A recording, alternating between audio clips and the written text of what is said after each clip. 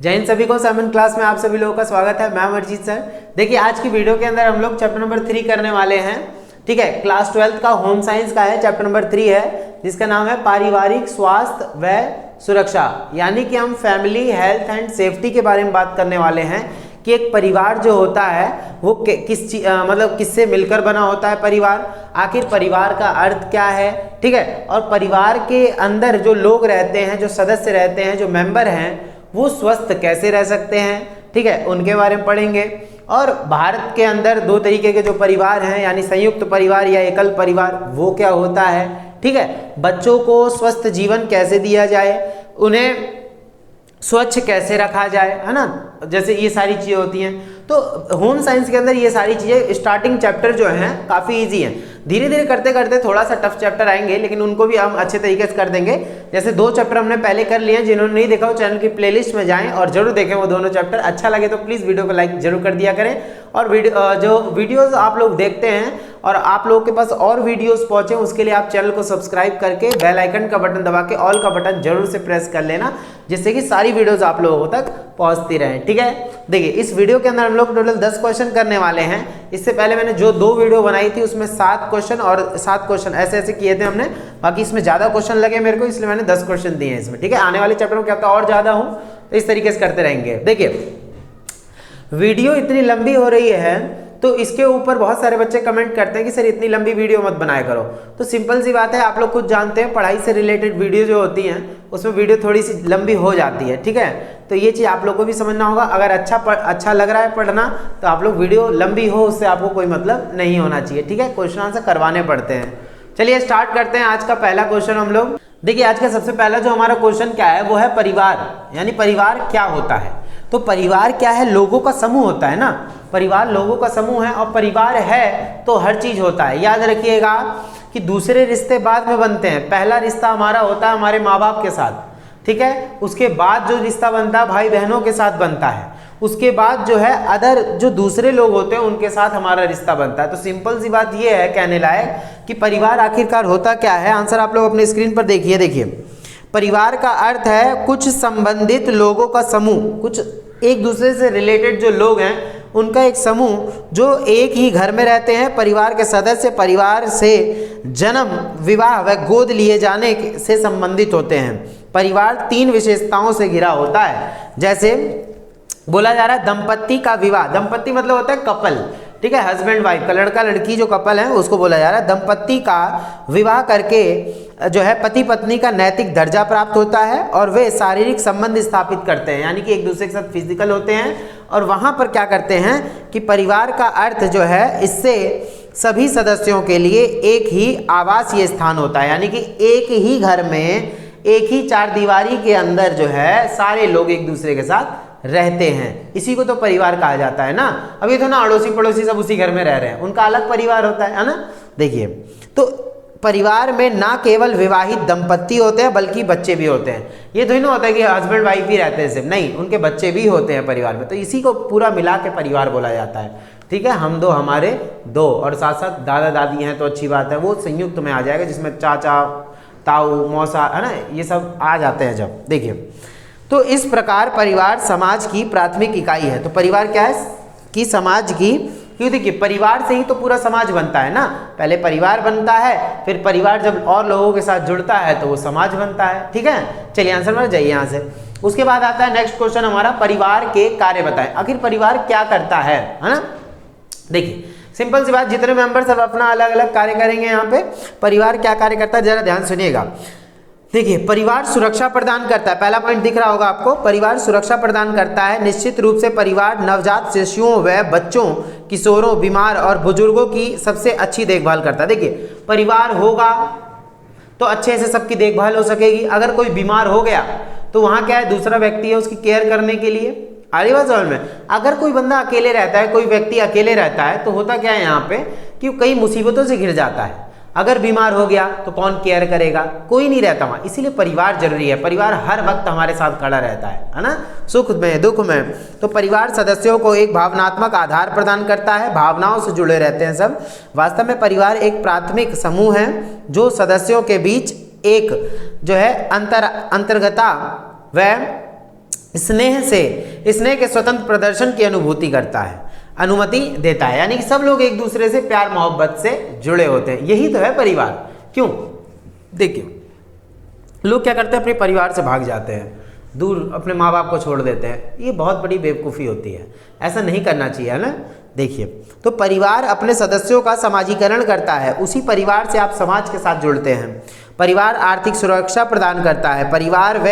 परिवार के प्रत्येक सदस्य की आधारभूत जरूरतें जैसे भोजन, आवास व कपड़ा उपलब्ध कराया जाता है। वे परिवार के कार्य व जिम्मेदारियों में हाथ बटाते हैं। यही तो है सब परिवार कि एक दूसरे की जो है एक दूसरे का साथ देते हैं, एक दूसरे की जिम्मेदारियों में हाथ बटाते हैं। परिवार मनोरंजन का स्रोत भी है और परिवार प्रसन्नता का स्रोत हो सकता है। यानी कि आप खुश रहेंगे तो ज़्यादातर यही होता है रीज़न कि परिवार में है। अकेले वाला जीवन जानते हो बड़ा उलझन सा हो जाता है कि चलो हम अकेले हैं, चलो शादी भी कर ली तो अब क्या है, लेकिन जब अब फिर भी तो अकेले ही है ना माँ बाप है ना कोई है, तो बेकार लगता है जीवन। अगर सब लोग एक साथ हो कितना अच्छा लगता है ना। देखिए तो जहाँ सभी सदस्य एक दूसरे से बातचीत कर सकते हैं, खेल सकते हैं और वह भिन्न भिन्न गतिविधियां कर सकते हैं। ये गतिविधियां घरेलू कार्य से लेकर त्यौहार या फिर जन्म, सगाई व विवाह आदि का भी हो सकता है। सब लोग एक दूसरे से रीति रिवाजों के माध्यम से भी, इन्हीं सब चीज़ों से तो खुशियां आती हैं परिवार में, रीति रिवाजों की वजह से, है ना, सारी चीज़ों की वजह से। देखिए जो मैं आप लोग को समझाता हूँ ना वो आप लोग को एग्जाम में लिखना है। इसमें से एक बार पढ़ लिया आपने, बस उसके बाद जो मैंने बोला है उसके बाद आपको क्या करना है, अपने माइंड से बना बना के लिखना है। ठीक है, चलिए। उसके बाद बोला परिवार बच्चों के समाजीकरण का कार्य भी करता है।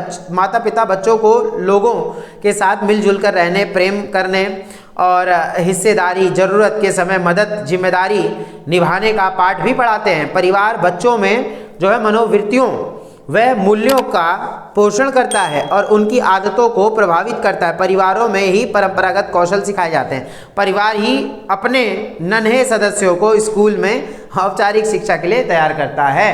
परिवार ही आपको सिखाता है कैसे रहना है, कैसे नहीं रहना है। आगे बस समझ में, तो सारी चीज़ें हमें कौन सिखाता है? परिवार।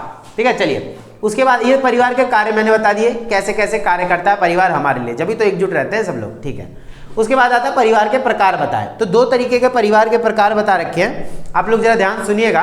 देखिए तो पहले तो संयुक्त परिवार बोल रखा है। संयुक्त परिवार मतलब होता है ज्वाइंट फैमिली।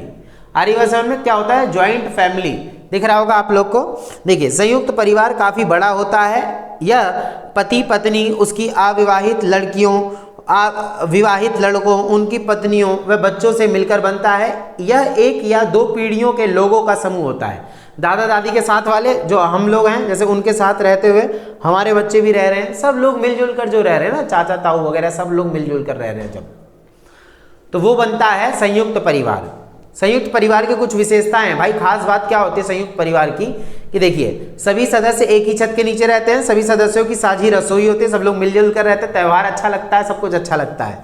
सभी सदस्य परिवार की संपत्ति के हिस्सेदार हैं। लेकिन आज के टाइम पे ना संयुक्त परिवार वाला जो ये सिस्टम है ज़्यादातर खत्म हो गया, बहुत ज़्यादा 95% ये समझ लीजिए खत्म हो चुका है। ठीक है, सब लोग अकेले ही रहना पसंद करते हैं, एकल परिवार। कौन रह रहा है इतने सारे लोगों के साथ? अब सबका खर्चा या ये वो लड़ाई झगड़ा, बहुत सारी चीज़ें होती हैं, आप लोग अच्छे से जानते हैं ये चीज़। देखिए सभी सदस्य परिवार की संपत्ति के हिस्सेदार होते हैं। ठीक है, और संयुक्त परिवार का सबसे बड़ा पुरुष जो है परिवार का वित्त संचालन व संपत्ति देखता है। जो सबसे बड़े हैं, जैसे दादा है हमारे, तो दादा सबके ऊपर नजर रखते हैं, है ना, ये चीजें। सभी सदस्य पारिवारिक घटनाओं, त्योहारों व धार्मिक उत्सवों के में एक साथ रहते हैं। परिवार की बेटियां शादी के बाद अपने पति के घर चली जाती हैं, जबकि बेटे घर में ही रह जाते हैं पत्नियों और बच्चों के साथ। ठीक है, संयुक्त परिवार में निर्णय घर के सबसे बड़े पुरुष द्वारा ही लिया जाता है। घर की सबसे बड़ी महिला भी निर्णय लेने का कार्य कर सकती है, परंतु अप्रत्यक्ष रूप से। यानी कि दादा दादी जो है वही फैसला लेंगे, बड़े घर के होते हैं जो। क्लियर है इतना? ठीक है। उसके बाद संयुक्त परिवार के लाभ बताना है और कुछ हानि बतानी है। तो लाभ ये होंगे कि यह परिवार के सदस्यों को मिलनसार बनाता है, सब लोग एक दूसरे के साथ रहते हैं। थोड़ा बहुत ऐसी तरह का आप लोग पढ़ सकते हैं, ईजी अपने आप से बना सकते हैं, मैं सारी चीज़ें नहीं पढ़ के बता रहा। देखिए यह परिवारों में बूढ़े, असहाय व बेरोजगारों की देखभाल करते हैं। मान लीजिए किसी पे नौकरी नहीं है अभी, तो ऐसा तो नहीं भूखे पेट मर जाएगा, बाकी लोग तो कर ही रहे हैं काम, तो लगे हाथ उसका भी खाना पीना हो जाता है। बाकी कमाएगा तब तो अपना करेगा ही। ठीक है ना। देखिए छोटे बच्चों का लालन पालन भी अच्छे से हो जाता है, दादा दादी हैं घर में, कोई संभाल नहीं पा रहा, माता पिता अगर बीमार भी हैं, कोई भी बीमार है तो दूसरे लोग रहते हैं संभालने के लिए, वही एकल में परेशानी आ जाती है ना। देखिए हाँ, उसके बाद माता पिता की मृत्यु हो जाने पर बच्चों को संयुक्त परिवार में पूरा भावनात्मक और आर्थिक सहारा मिल जाता है। अगर बाई चांस माता पिता की मृत्यु हो जाती है किसी के, तो उसमें बच्चे अनाथ नहीं होते हैं, उनके ऊपर साया रहता है सबका, ठीक है ये चीज़।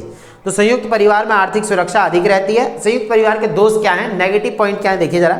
कभी कभी महिलाओं का जो है अनादर किया जाता है। संयुक्त परिवार में पुरुष प्रधान ज़्यादातर चलता है, आप लोगों ने देखा होगा, पुरुषों का ज़्यादा दबदबा रहता है। प्राय सदस्यों के बीच संपत्ति को लेकर या किसी जो है व्यापार को लेकर विवाद उठ खड़ा होता है। कुछ महिलाओं का शारीरिक शोषण भी होता है ऐसे परिवारों में, और उनको अपना व्यक्तित्व निखारने के लिए बहुत कम समय मिलता है। जैसे कई खानदान ऐसे होते हैं जिसमें पुरुष की ही दबदबा चलता है, तो महिलाओं का जो है वहाँ पे सब कुछ खत्म। तो ये भी होता है, ज़्यादातर पर्दा प्रथा में चलती हैं महिलाएं, पर्दे में रहती हैं, ये चीज़ चलता है। बाकी एकाकी परिवार क्या है वो देखिए अब आप लोग। जैसे वो संयुक्त था, इसमें एकाकी होगा, क्या होगा देखिए इसमें इसके लाभ बता रखा है। तो वैसे क्या है, साधारणतः यह एक छोटी इकाई है जिसमें पति पत्नी और उनके अविवाहित बच्चे रहते हैं। जिसमें पति पत्नी है, हस्बैंड वाइफ है, उनके बच्चे हैं अविवाहित, लेकिन शादीशुदा नहीं है। तो ये क्या है, एकल परिवार, ठीक है। संयुक्त में सब लोग थे, एकल में कुछ लोग होते हैं, ठीक है। देखिए बहुत ईजी है। इसके लाभ क्या है, सदस्यों के बीच गहरा भावनात्मक लगाव विकसित होता है, और ऐसा अधिक एकांत व आपसी मेल मिलाप के कारण ही हो पाता है। सब लोग ज़्यादातर मिलजुल के रहते हैं क्योंकि प्राइवेसी सबकी बनी रहती है। उसके बाद एकल परिवारों में बच्चों को स्वयं निर्णय लेने के जो है अवसर मिल जाते हैं ज़्यादातर, ठीक है। क्या बोला जा रहा है कि जिससे उनका आत्मविश्वास बढ़ता है। एकल परिवार के सदस्य साधारणतः अधिक आत्मनिर्भर होते हैं। सारे लोग डिपेंडेंट होंगे, माता पिता अपना कमा रहे हैं, खा रहे हैं, घर चल रहा है अपना अच्छे से, बच्चे स्कूल जा रहे हैं, आ रहे हैं, ठीक है, ये एकल परिवार में। लेकिन संयुक्त में क्या होता था, सबको देखना होता था सारी चीज़ें। आ रही है समझ में, ये चीज़ हमें याद रख लें, ठीक है। देखिए तो आत्मविश्वास से एकल परिवार के सदस्य साधारणतः अधिक आत्मनिर्भर होते हैं। वे आत्मविश्वास से भरे हुए वह किसी भी काम में पहल करने में सक्षम होते हैं। लेकिन हानि क्या है इसका, थोड़ा सा दोष देख लीजिए एक बार कि एकल परिवारों में नवविवाहित दंपत्ति को किसी बुजुर्ग का सहारा नहीं होता। सिंपल सी बात है, लड़का लड़की है, शादी हो गई है, अगर वो अकेले रह रहे हैं तो वहाँ बुजुर्ग अगर रहे घर में तो सारी चीज़ें बताते हैं उनको। लेकिन कुछ ऐसे होते हैं जो बुजुर्ग ही नहीं है उन परिवारों में, तो कोई भी रीति रिवाज ना कुछ है, उस हिसाब से चलते नहीं हैं, ठीक है। देखिए जब माता पिता दोनों ही काम काजी हों तो बच्चों की देखभाल नहीं हो सकती है। जैसे अगर दादा दादी थे, चाचा ताई, वो ये लोग होते हैं ताऊ वगैरह, तो ये थोड़ा बहुत देख भी सकते हैं, लेकिन एकल परिवारों में ये मुश्किल आ जाती है, ठीक है, कोई देखने वाला नहीं होता। बुरे समय में परिवार का कोई आर्थिक व भावनात्मक सहारा नहीं बन पाता। बहुत ईजी है, जो सारे बच्चे अच्छे तरीके से लिख सकते हैं, ठीक बा। आगे बात समझ में, चलिए आंसर में जाइए आंसर। अब हम इसी में पढ़ लेते हैं कि स्वास्थ्य की संकल्पना क्या है। अब भाई उन्हीं परिवारों में स्वास्थ्य की संकल्पना की अगर हम बात करते हैं तो देखिए जरा ध्यान सुनिएगा क्या बोला जा रहा है कि देखिए स्वास्थ्य का अर्थ है रोगों से मुक्त रहना, लेकिन यह परिभाषा अपूर्ण है। क्या सिर्फ रोग नहीं रहेंगे शरीर में तभी हम लोग स्वस्थ हैं? ना, ऐसा नहीं है। रोग कैसा हो सकता है, मानसिक भी हो सकता है, ये चीज याद रखिएगा। डिप्रेशन, आप शरीर से स्वस्थ हैं लेकिन डिप्रेशन आपके माइंड में हमेशा खाई जाती है आपको, तो आप स्वस्थ नहीं हैं, दोष है कहीं ना कहीं। देखिए विश्व स्वास्थ्य संगठन के अनुसार स्वास्थ्य शारीरिक, मानसिक व सामाजिक रूप से स्वस्थ होने की अवस्था है, ना कि केवल शरीर में रोग की अनुपस्थिति मात्र। अगर शरीर में रोग नहीं है तो ऐसा थोड़ी ना कि आप लोग बिल्कुल स्वस्थ हैं। क्या पता मानसिक रोग हो आपको, क्या पता बहुत ज़्यादा टेंशन डिप्रेशन में रहते हो, तो ये भी तो एक प्रकार का रोग है। तो ये सारा समाज से ही मिलता है हमें, सारा टेंशन वेंशन जो भी होता है सब यही देखिए स्वस्थ रहने का आशय शारीरिक रूप से ठीक होना, मानसिक शांति, प्रसन्नता व चिंताओं से रहित रहना है, ठीक है। उसके बाद वो लिखा है उत्तम स्वास्थ्य के लक्षण। अगर उत्तम स्वास्थ्य के लक्षण क्या होते हैं, अगर आप सही हैं मानसिक, शारीरिक और सामाजिक तौर पे, तो क्या लक्षण होंगे देखिए। तो शारीरिक, मानसिक और सामाजिक, आपको ये चार्ट दिख रहा होगा। उचित आसन, शारीरिक का उचित आसन होना चाहिए, मानसिक में प्रसन्न आप रहो, हमेशा खुश रहो, सामाजिक में लोगों से मेलजोल बढ़ाने वाला व्यक्ति होना चाहिए, वो सामाजिक हो, और शारीरिक में औसत भार व लंबाई अच्छा से सारी चीज़ें हो, संतुष्ट रहे हमेशा। सामाजिक में सुखद भाव भंगिमा, यानी सबके साथ सुखी वाला जीवन व्यतीत करे, दिख रहा होगा आप लोग सारी चीज़ें। शरीर के अंग ठीक से काम कर रहे हों, साफ व स्वच्छ त्वचा हो, चमकीली आंखें हों, और बाकी उसके बाद दे रखा है इसी में मानसिक में आत्मविश्वासी हो, तनाव व अवसाद रहित हो, शांत स्वभाव का हो, मानसिक है वो। ठीक है। सामाजिक में क्या है, दूसरों की सहायता करने वाला हो, दूसरों के प्रति जिम्मेदारी व भाव रखने वाला हो, लोगों की आवश्यकता के लिए हमेशा संवेदनशील रहने वाला हो। ठीक है, इतना क्लियर हो गया। ये चीज आप लोगों को बढ़िया तरीके से याद रख लेनी। उसी में दे रखा है स्वच्छ श्वास, अच्छी भूख, अच्छी नींद, ऊर्जावान, शारीरिक में आ जाएगा। कोई दिक्कत किसी को? बढ़िया समझ में आ गया ना? तो ये सारी चीजें आप लोग को जो है किसमें याद रखनी है, स्वास्थ्य की संकल्पना, कैसे आप स्वस्थ जीवन जी सकते हैं, सिर्फ एक चीज से नहीं बल्कि तीनों चीजें आपको ध्यान में रखनी होंगी। कौन कौन सी?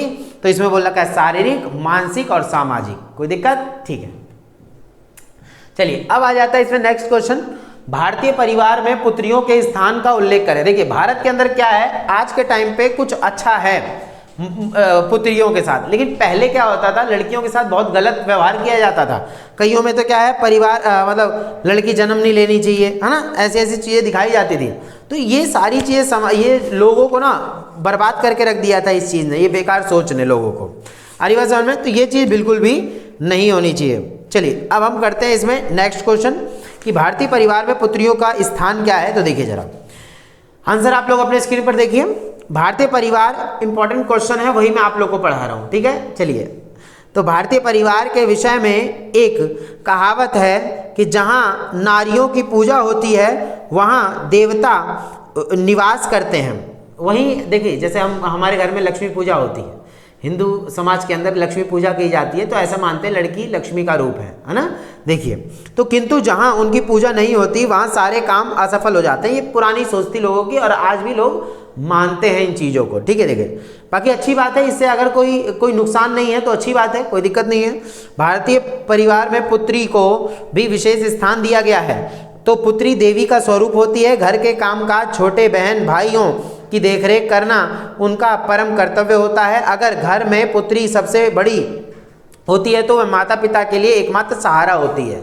कई घरों में लड़कियां घर चलाती हैं, बहुत अच्छे तरीके से चलाती हैं, ये तो सबको पता होगा। देखिए और कुछ बच्चे सुन भी रहे होंगे जो मानते भी होंगे ये सारी चीज़ें बढ़िया तरीके से। देखिए परंतु मध्यकाल में जो पुराने टाइम पे, आज से पहले टाइम पे जो मध्यकाल था उसमें पुत्रियों की स्थिति थोड़ी सी खराब भी थी।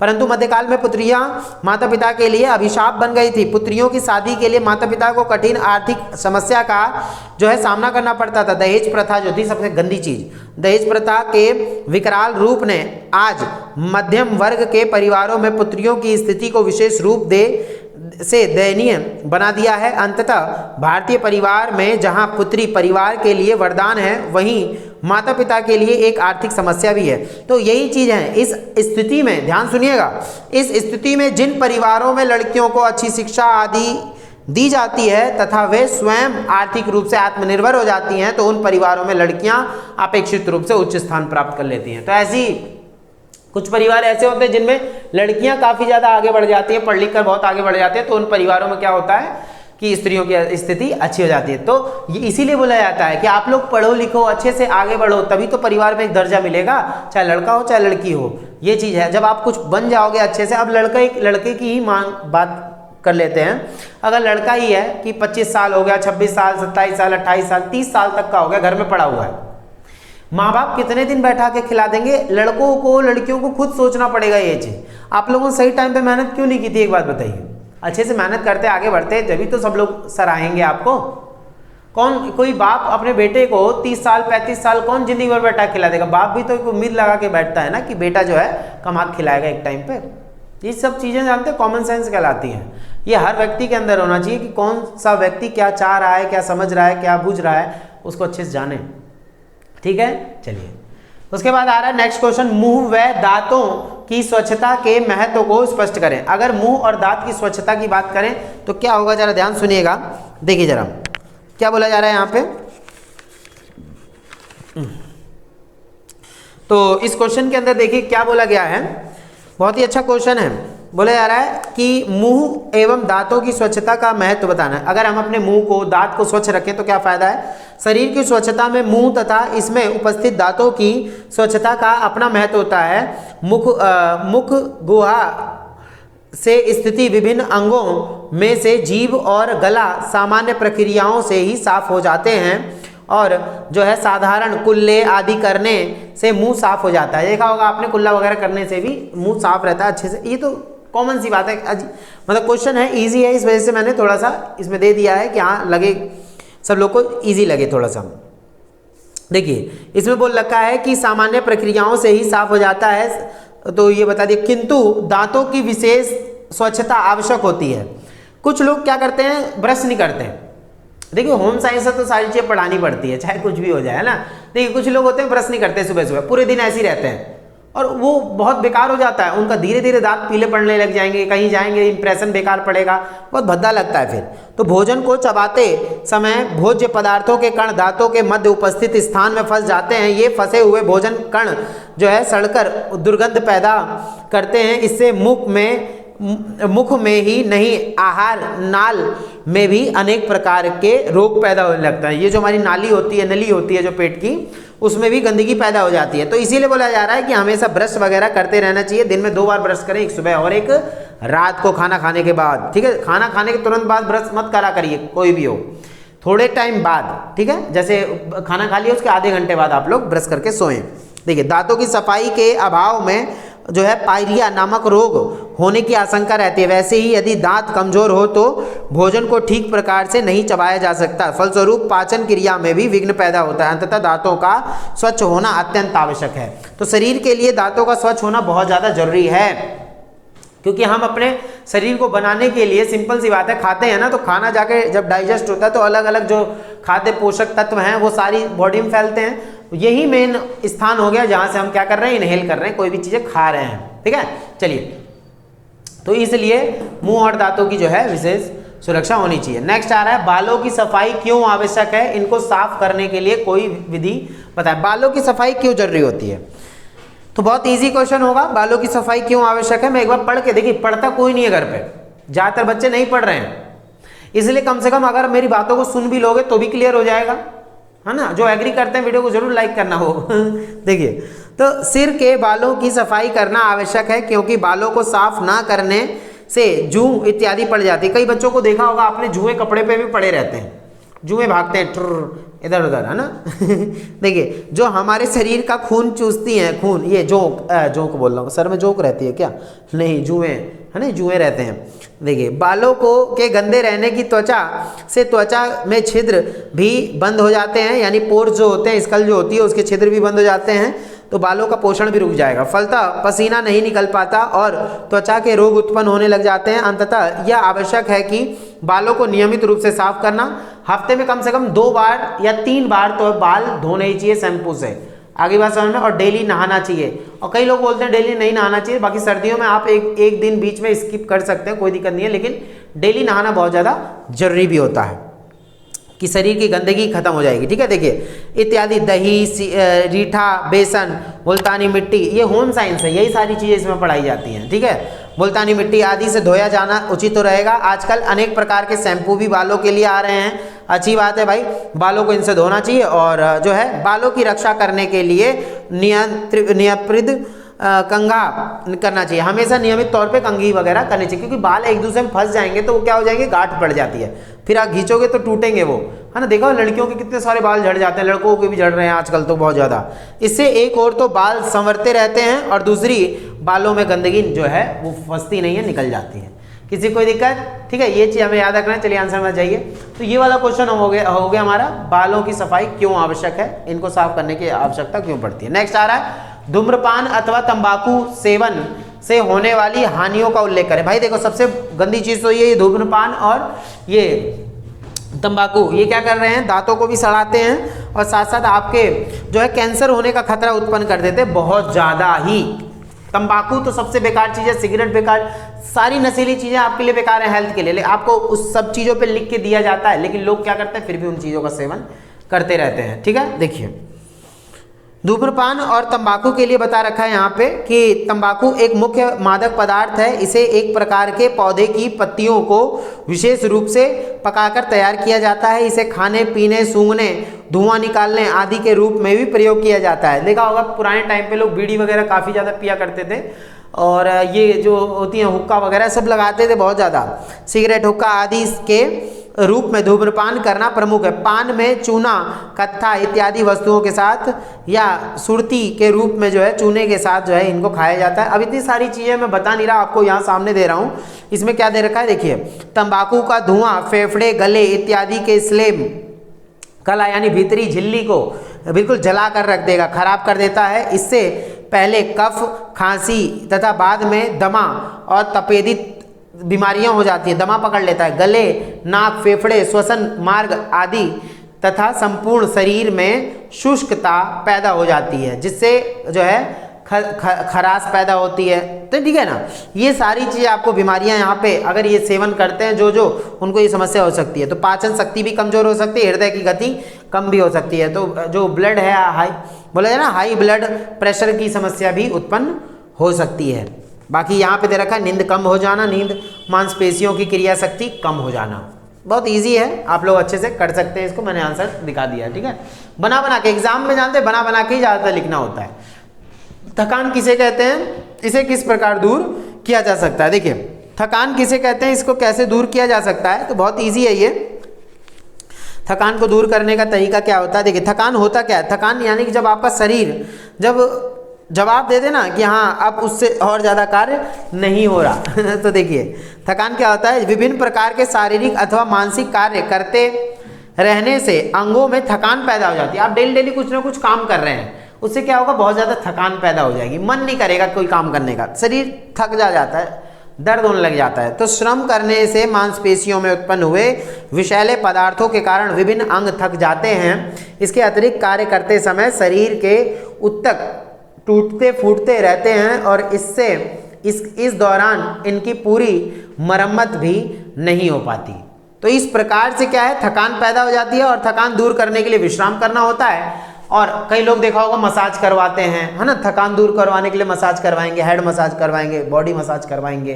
ठीक है, और आजकल तो नई नई चीज़ें आ गई हैं मसाज करने के लिए, और बढ़िया से अपना रहो, थकान दूर करो।